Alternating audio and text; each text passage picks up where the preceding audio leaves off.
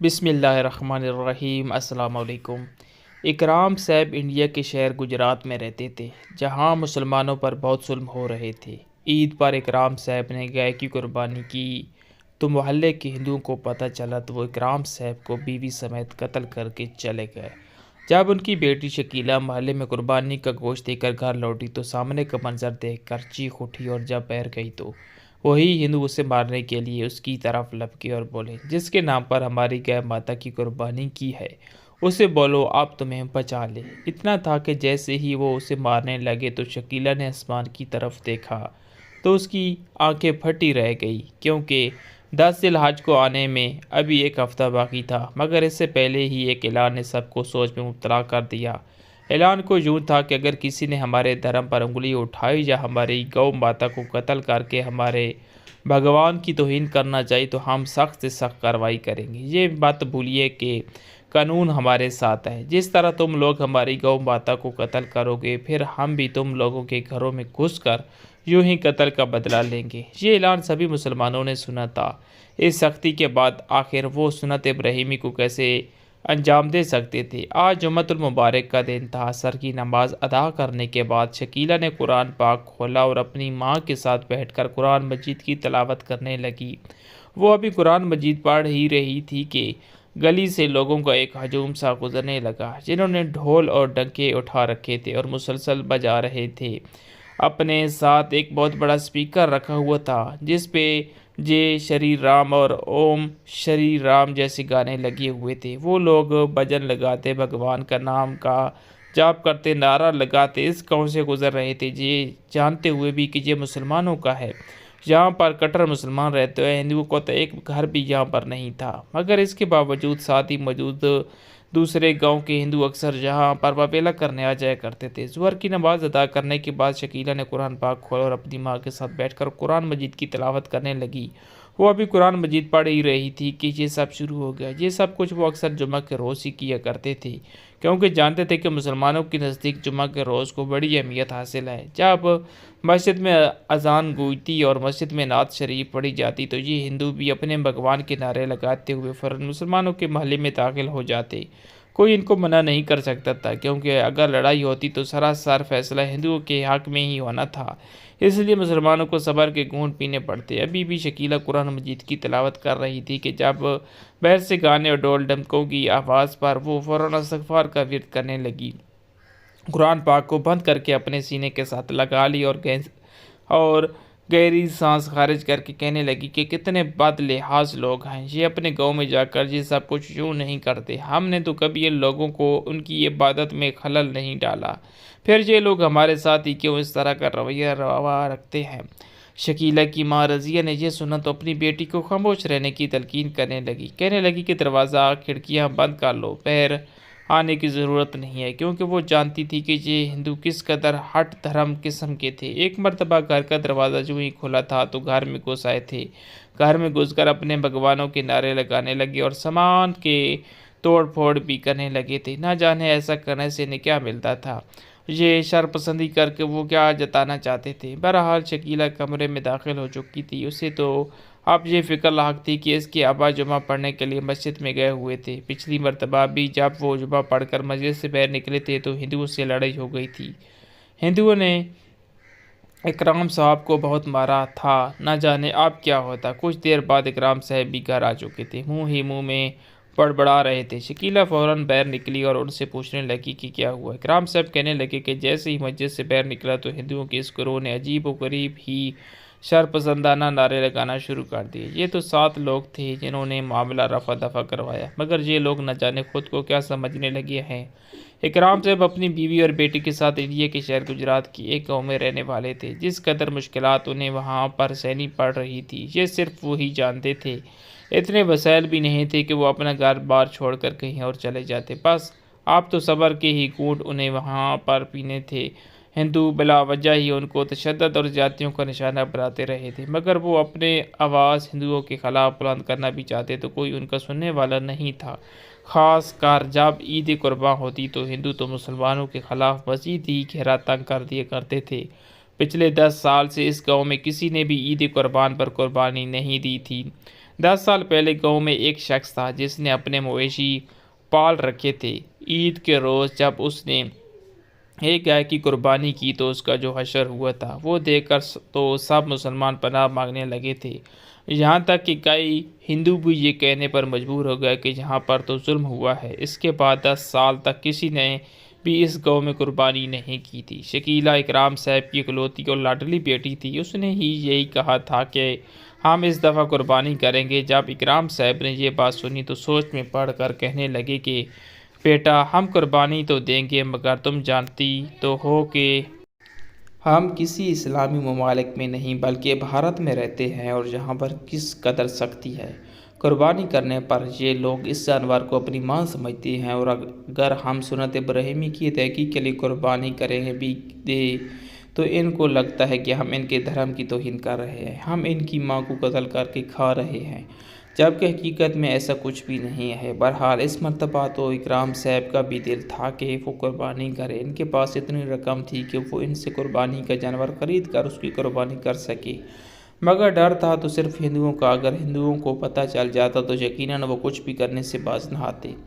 عید آنے میں ابھی 1-2 دن باقی تھے جب شکیل ایک مرتبہ پھر ضد کرنے لگی کہ ابا اب تک آپ قربانی کا جانور لے کر ہی نہیں ہیں۔ اکرام صاحب کہنے لگے کہ میرا دل ہے کہ میں گائے کی قربانی کروں، مگر دوسرے گاؤں کے ہندوؤں کو پتہ چل گیا تو نہ جانے کیا ہوگا۔ وہ لوگ اسی بارے میں سوچ رہے تھے کہ جب گلی سے شور شرابے کی آواز آنے لگی۔ شور کی آواز سن کر اکرام صاحب نے فوراً گھر کے باہر سے نکلے تھے جو اس قدر چیخو پکار کی آواز آ رہی تھی۔ شکیلہ اور اس کی ماں بھی دروازے پر آ کر کھڑے ہو چکی تھی، کہنے لگے کہ اللہ خیر کرے، اب کیا ہو گیا؟ آئے روز کوئی نہ کوئی تماشا اس گاؤں میں ہی لگا ہوتا تھا جو صرف اور صرف ہندوؤں کی وجہ سے ہی لگتا تھا۔ وہ کبھی بھی منہ اٹھا کر جہاں پر آ جاتے اور بلا وجہ ہی لوگوں کو تنگ کرنے لگتے، ان کے خلاف کوئی نہ کوئی ماجرا رکھ کر لڑائی مول لیتے اور مسلمانوں کو تکلیف پہنچایا کرتے تھے۔ اکرام صاحب گھر کے باہر نکلے تو ایک بوڑھے شخص کو بری طرح سے مارا جا رہا تھا۔ وہ بوڑھا شخص ریڑھی لگاتا تھا اور اس کو مارنے والے بھی کوئی اور نہیں بلکہ ہندو ہی تھے۔ یہ مسلمان آگے بڑھ کر اسے روکنے لگے اور صلح سے پوچھنے لگے کہ کیا ماجرا ہے، آخر کیا ہوا جو آپ اسے مار رہے ہیں؟ وہ ہندو بھر کر گالم گلوچ کرتے ہوئے کہنے لگے کہ اس کمینے سے پوچھو یہ ہمارے مندر کے باہر کھڑا کیا کر رہا تھا۔ وہ ایک مرتبہ پھر بوڑھے شخص کو مار چکے تھے۔ اکرام صاحب نے اس بوڑھے شخص کو تھاما، کہنے لگے کہ چچا آپ ان کے مندر کے باہر کیا کر رہے تھے؟ وہ چچا درد کی تاب نہ لاتے ہوئے رونے لگا تھا، کہنے لگا کہ میں تو وہاں پر بیٹھا چنے بیچ رہا تھا، وہاں پر اچھی بکری ہو جاتی، جب یوں ہی بیٹھ بیٹھ کر دل بوجھل ہونے لگا تو میں دل ہی دل میں اللہ پاک کے ناموں کا ورد کرنے لگا، دھیمی آواز میں اللہ پاک کے ناموں کا ورد کر رہا تھا اور درود شریف پڑھ رہا تھا کہ جب یہ ہندو میرے پاس سے گزرے مجھ سے چنے لینے کے لیے آئے تھے، مگر جب انہوں نے مجھ سے اللہ تعالیٰ کا ذکر سنا تو غصے سے بے اٹھے اور لوگوں کا مجمع اکٹھا کر لیا کہ یہ ہمارے بھگوان کو چیلنج کر رہا ہے، دیکھو تو مندر کے سامنے اپنے خدا کو بلا رہا ہے۔ بس اتنی سی بات پر بات پھیلی اور اس بزرگ شخص کو مارتے ہوئے وہ لوگ جہاں تک لے آئے تھے، مجبوراً ضبط کرتے ہوئے مسلمانوں نے ہی ان کے آگ ہاتھ جوڑے اور معافی مانگتے ہوئے کہنے لگے کہ آئندہ ایسا کچھ نہیں ہوگا۔ اس بوڑھے شخص کے زخموں پر مرہم رکھی جا رہی تھی اور وہ رو رو کر بس اپنے بے بسی کا اظہار کیا جا رہا تھا کہ بظاہر تو بھارت کو سبھی اقلیتوں کے لیے برابر سمجھا جاتا ہے کہ یہاں پر رہنے والے سبھی لوگوں کو برابر کے حقوق دیے جاتے ہیں، مگر حقیقت کیا تھی یہ صرف اور صرف وہاں پر گاؤں اور بستیوں میں رہنے والے مسلمان ہی جانتے تھے کہ ان کے ساتھ کس طرح کے ظلم کیے جاتے ہیں، یہ تو کچھ بھی نہیں تھا۔ آئے روز ہندو شر پسند لوگ مسلمانوں کے گھروں میں گھس کر ان کی توڑ پھوڑ کرنے لگتے، کچھ سامان پسند آتا تو اٹھا کر لے جاتے اور مسلمان مزاحمت کرنے کے قابل ہی نہیں تھے۔ ایک مرتبہ تھانے میں رپورٹ درج کروانے کے لیے گئے تو وہاں پر بھی گھنٹوں انتظار کرنا پڑا تھا۔ انتظار کرنے کے بعد جب پولیس افسر نے ان کی درخواست سنی تو الٹا ان کے سامنے جو شرط رکھی وہ سن کر ان کے وجود لرز چکے تھے۔ وہ پولیس افسر کہنے لگا کہ میں تم لوگوں سے درخواست کروں گا جب تم لوگ سامنے بھگوان کی مورتی کے آگے ہاتھ جوڑ کر پرارتھنا کرو گے، جب تک تم لوگ ہمارے بھگوان کو نہیں پوجتے، ہمارے بھگوان کو نہیں مانتے، ہم تو تم لوگوں کی کسی بھی رپورٹ کو درج نہیں کرنے والا۔ اتنا سننا تھا کہ وہ مسلمان الٹے قدموں واپس آ چکے تھے، کہنے لگے جہاں پر خود پر کیا جانے والا ظلم تو منظور ہے، مگر ہم کبھی بھی اپنا دھرم نہیں بدلیں گے بلکہ اسلام پر ہی اپنا خاتمہ کریں گے۔ جیسے جیسے عید کے روز قریب آ رہے تھے، اس گاؤں میں رہنے والے ایک شخص کے ساتھ اکرام صاحب نے یہ فیصلہ کیا تھا کہ وہ رات کے اندھیرے میں چھپ کر منڈی جائیں گے اور وہاں سے قربانی کا جانور لے کر واپس آ جائیں گے۔ یہ کام انہوں نے بڑی رازداری کے ساتھ کیا تھا۔ سارے پیسے انہوں نے اپنے پاس چھپا کر رکھے اور پھر راتوں رات ہی شہر کے لیے روانہ ہو چکے تھے۔ عید آنے میں صرف 2 دن ہی باقی تھے۔ اگلے روز وہ منڈی پہنچے اور وہاں پر مناسب دام میں ایک گائے خرید لی تھی۔ اس گائے میں ان کو اور ان کے دوست کا حصہ تھا، تو انہوں نے یہ فیصلہ کیا تھا کہ بس اب رات ہونے کا انتظار کریں گے تاکہ رات کے وقت وہ اپنے گاؤں میں پہنچے۔ اس وقت بھی ہندو اپنے اپنے گھروں میں سو چکے ہوں گے۔ اگلے روز ویسے بھی عید ہوگی اور جو گائے کی قربانی کر دیں گے اور کسی کو کانوں کان خبر بھی نہیں ہوگی۔ ایسی بات پر اتفاق کیا گیا۔ اگلے روز ایسے ہی رات گہری ہوئی تو وہ شہر سے گاڑی میں بیٹھ کر جہاں تک پہنچے تھے، ہر سو گور اندھیرا ہی تھا۔ یہی تو وہ چاہتے تھے۔ دل ہی دل میں اکرام صاحب یہ دعا بھی کر رہے تھے کہ بس وہ سنت ابراہیمی کے ادائیگی خیر وعافیت سے کر لیں، کسی بھی طرح کا کوئی مسئلہ پیش نہ آئے۔ راتوں رات وہ گائے لے کر گھر پہنچ چکے تھے۔ بڑے دھیرے سے شکیلہ اور رضیہ نے اپنے گھر کا دروازہ کھولا تھا۔ اس گائے کو بجائے صحن میں باندھنے کے انہوں نے اپنا کمرہ خالی کر دیا تھا جہاں پر اس گائے کو رکھنا تھا، کیونکہ اگر گائے کے بولنے کی آواز باہر تک جاتی تو نہ جانے ہندو کیا کر بیٹھتے۔ رضیہ اور شکیلہ بہت خوش ہوئی، اللہ تعالیٰ کا لاکھ لاکھ شکر ادا کرنے لگی، مگر اسی کے ساتھ ان کے دل میں ڈر بھی تھا کہ کہیں وہ پکڑے نہ جائیں۔ پھر خوشی بھی تھی کہ وہ پہلی مرتبہ سنت ابراہیمی کی ادائیگی کرنے والے ہیں۔ اگلے روز عید کا دن شروع ہو چکا تھا اور اسی کے ساتھ پورے گاؤں میں ہندو گھومنے لگے تھے۔ مسلمانوں کے گھر کے دروازے کھٹکھٹا کھٹا کر ان دیواروں سے پھلانگ کر دیکھ رہے تھے کہ کوئی عید قربان پر قربانی تو نہیں کر رہا کہ ہندو دیوار پھلانگ کر اکرام صاحب کے گھر بھی دیکھ رہے تھے، مگر چونکہ گھر میں باہر کوئی بھی جانور نہیں تھا اس لیے وہ لوگ وہاں سے واپس چلے گئے۔ پورے گاؤں میں تو گھور سناٹا چھایا ہوا تھا۔ گلیوں میں اگر بچے تیار ہو کر نکلتے تو ہندوؤں کو بھی مارنے لگتے۔ عجیب ہی فساد اس وقت یہاں پر مچا تھا۔ جیسے ہی وہ ہندو دورہ کرنے کے بعد اس گاؤں سے گئے تو اکرام صاحب خاموشی سے مسجد میں گئے، عید کی نماز ادا کی اور پھر وہاں پر ہی موجود ایک کسائی کو اپنے ساتھ اپنے گھر لے جانے لگے۔ یہ سب کچھ بڑے ہی رازداری کے ساتھ ہو رہا تھا۔ گھر آ کر اس کمرے میں ہی گائے کی قربانی کرنی تھی، کیونکہ خون کا ایک قطرہ بھی گھر سے باہر نکلتا تو نہ جانے کیا ہو جاتا۔ جیسے ہی گائے کی قربانی ہونے لگی تو رضیہ کی آنکھوں سے آنسو گرے تھے۔ روتے ہوئے اس نے جھولی پھیلا کر اللہ کے حضور دعا کرنا شروع کر دی، کہنے لگی کہ میرے اللہ، ہم پر سے آزمائش اب ڈال دی۔ نہ جانے کتنے لوگوں نے سنت ابراہیمی کی ادائیگی کے لیے اپنے جانیں ہاتھ سے گنوا دی ہیں، اور یہ ہندو شر پسند نہ جانے کب تک ہم پر ظلم کرتے رہیں گے۔ یا تو ہمیں اتنا رزق عطا کر کے ہم یہ ملک چھوڑ کر کہیں اور جا کر بسنے لگیں، یا پھر انہیں ہندوؤں کو ہدایت دے کہ یہاں پر ظلم کرنا بند کر دیں۔ اسی کے ساتھ ہی اللہ اکبر کے ساتھ گائے کے گلے پر چھری پھیر چکی تھی۔ اکرام صاحب نے شکر الحمدللہ کہا تھا۔ شکیلہ بھی بہت خوش تھی اور یہی دعا کرنے لگی کہ اللہ تعالیٰ میرے ابا کی دی گئی قربانی قبول کرے۔ گائے کے خون کا ایک قطرہ تک گھر سے باہر نہیں جانے دیا گیا تھا۔ وہیں پر کمرے میں ہی ایک کونے میں ایک گڑھا کھودا گیا تھا اور سارا خون فرش سے کپڑے میں بھگو کر زمین میں نچوڑ دیا گیا تھا، کیونکہ اگر ایک قطرہ بھی باہر جاتا کچھ بھی ہو سکتا تھا۔ کمرے میں ہی گاؤں کے گوشت کے ٹکڑے کیے گئے اور پھر حصے بنا کر رکھے گئے۔ شکیلہ مسکرا رہی تھی۔ باہر جا کر گاؤں میں بھی دیکھا گیا، وہاں پر ہندو موجود نہیں تھے، اس لیے شکیلہ نے سوچا کہ وہ لوگوں کے گھروں میں خود جا کر گوشت دینے جائے گی۔ شکیلہ نے ایک تھال میں گوشت کے پیکٹ اٹھائے اور اس کے اوپر سفید رنگ کا کپڑا دے دیا، جس سے یہی لگے کہ وہ کوئی سامان اٹھا کر لے جا رہی ہے۔ وہ خوشی خوشی گاؤں کے گھروں میں جا کر دروازہ کھٹکھٹا کر گوشت دینے لگی تھی، اور لوگ پوچھتے چھپاتے وہ گوشت رکھتے ڈرتے یوں ہی رہے تھے جیسے کوئی گناہ کر رہے ہوں۔ بہرحال شکیلہ یہاں پر گوشت دینے میں مصروف تھی، جبکہ وہیں گھر جو کچھ ہونے والا تھا اس کے بارے میں تو اس کو کانوں کان خبر نہیں تھی۔ کسائی جیسے ہی گھر سے باہر نکلا تو اس کے سفید کرتے پر ہلکی ہلکی خون کے دھبے موجود تھے، جن کو وہ چھپاتا ہوا جا رہا تھا کہ تبھی وہاں پر گزرنے والا ایک ہندو اس کے جسم پر لگے ہوئے دھبے دیکھ چکا تھا۔ وہ اکیلا تو خود تو کچھ نہیں کر سکتا تھا، فوراً بھاگ کر اپنے گاؤں میں گیا اور گاؤں میں سب کو بتانا شروع کر دیا کہ اتنے منع کرنے کے باوجود ہمارے ماتا کا قتل کر دیا گیا ہے، انہیں مسلمانوں نے ہماری ماں کا قتل کر دیا، میں وہ گھر دیکھ آیا ہوں جس گھر میں یہ سب کچھ کیا گیا ہے۔ وہ قصائی بھی اپنے گھر کو جا چکا تھا، پیچھے اکرام صاحب اور رضیہ ہی تھے جو کہ بچہ ہوا گوشت رکھ رہے تھے اور باقی تمام تر چیزیں سمیٹ رہے تھی۔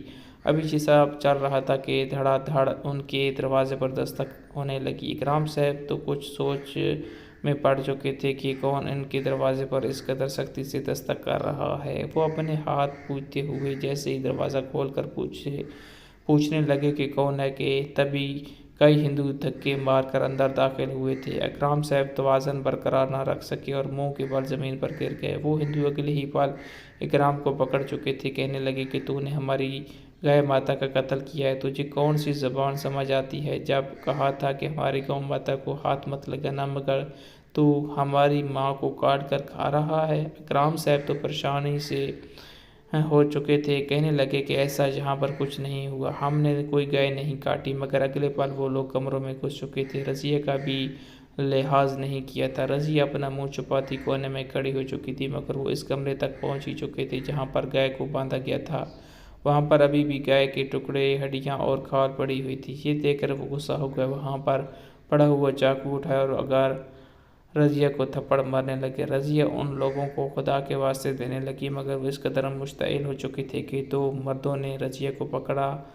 اس کی چادر تو کب کی نیچے گر چکی تھی، اس کے منہ پر تھپڑوں کی بوچھاڑ کر دی۔ رضیہ رونے لگی، کہنے لگی کہ مجھے چھوڑ دو، مجھ پر ظلم مت کرو، تمہارے گھر میں بھی ماں بہن موجود ہوگی، میں نے کیا کیا ہے؟ میرا کوئی قصور نہیں ہے، ہم لوگوں نے کبھی تم لوگوں کے دین پر حملہ نہیں کیا، نہ ہی تم لوگوں کے خلاف کوئی بات کہی ہے، تم لوگ کیوں ہماری جان کے دشمن بنے ہوئے ہو؟ وہ ابھی اتنا بول ہی رہی تھی کہ اس شخص نے چاقو رضیہ کے پیٹ میں گھونپ دیا اور پھر اسی چاقو سے اس کی گردن پر چاقو پھیر دیا، کہنے لگا کہ ایسے ہی ہماری گو ماتا کو مارا تھا نا، اب دیکھنا تم لوگوں کو بھی وہی حشر کروں گا۔ رضیہ کی فلک شگاف چیخیں بیر سنائی گئی تو اکرام بھی خود کو چھڑواتا ہوا بھاگ کر اندر آیا تھا، مگر سامنے جس حالت میں اس نے رضیہ کو دیکھا تھا وہ تو سکتے کی کیفیت میں آ چکا تھا، کیونکہ رضیہ کی گردن کٹ چکی تھی، خون سے پورا وجود تر تھا۔ اکرام رونے لگا۔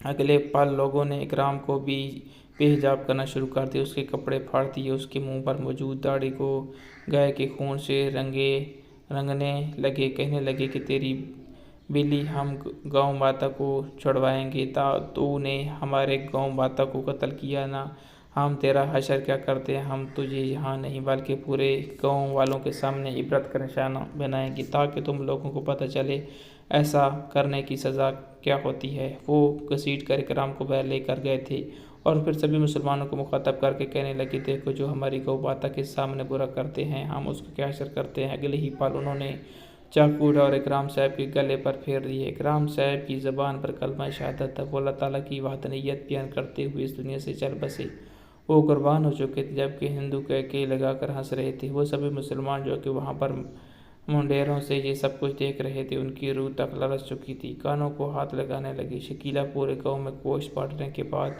واپس پلٹی تھی کہ جب اس کی نظر بیچ چوراہے پر اپنے باپ پر گئی، وہ چیخ مار کر وہیں گر چکی تھی۔ ہندو نے جب یہ دیکھا کہ شکیلہ بھی اسی کی بیٹی ہے اور اسے اپنے ہاتھ میں موجود تھال میں گوشت گھر گھٹ بانٹ رہی ہے، تو وہ لوگ شکیلہ کے پاس آئے۔ شکیلہ رونے لگی، ان کے آگے ہاتھ جوڑ گئی کہ مجھے مت مارو، میں نے تم لوگوں کا کچھ نہیں بگاڑا، میرے ماں باپ کو کیوں قتل کیا تم لوگوں کو خوف نہیں آتا، کیوں انسانیت نہیں ہے تم لوگوں میں؟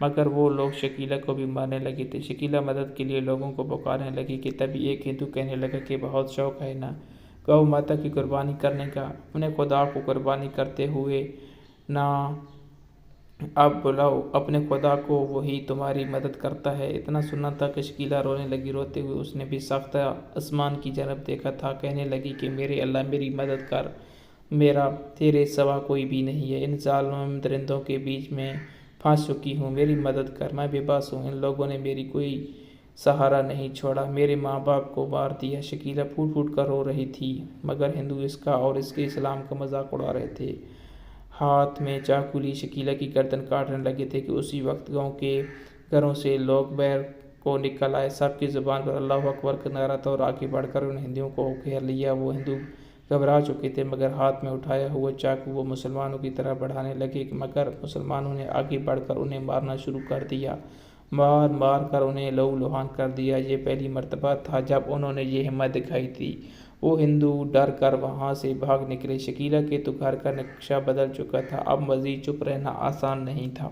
شکیلہ خود اپنے باپ اور ماں کے قاتلوں کو کیفر کردار تک پہنچانے کے لیے پولیس تھانے کے باہر پہنچی۔ باقاعدہ احتجاج کیا گیا، جس لیے بعد مسلمانوں پر ظلم کرنے والے اور قاتلوں کو جیل کی سلاخوں کے پیچھے ڈالا گیا۔